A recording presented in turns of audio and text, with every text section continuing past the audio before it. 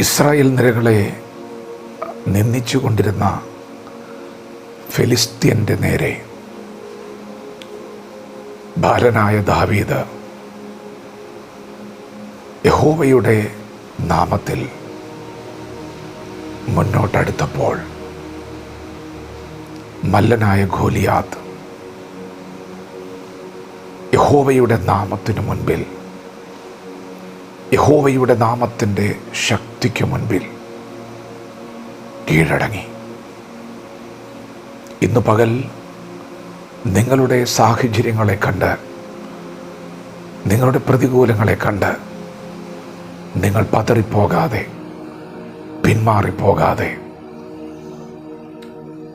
ദൈവത്തിൻ്റെ സാന്നിധ്യം കണ്ട്, യഹോവയുടെ നാമത്തിൻ്റെ ശക്തി കണ്ട്, ദൈവത്തിൻ്റെ വചനത്തെ മുന്നിൽ കണ്ട് ചുവടുകൾ വയ്ക്കുക. നിങ്ങൾ ബലഹീനരായിരിക്കാം, ഒരു പക്ഷേ നിങ്ങൾ ബാലനായിരിക്കാം.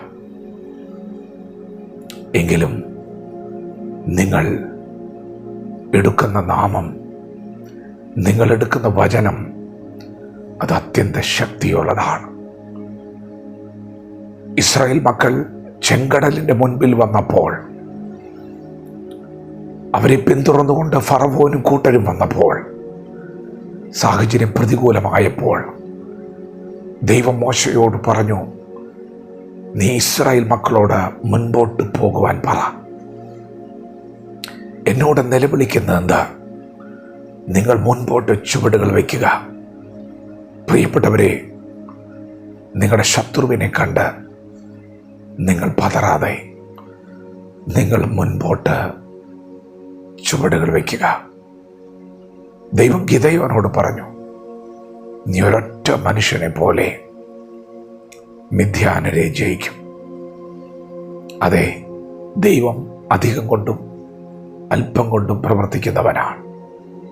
യോനാഥാൻ പറഞ്ഞു, ദൈവം അല്പം കൊണ്ട് പ്രവർത്തിക്കും.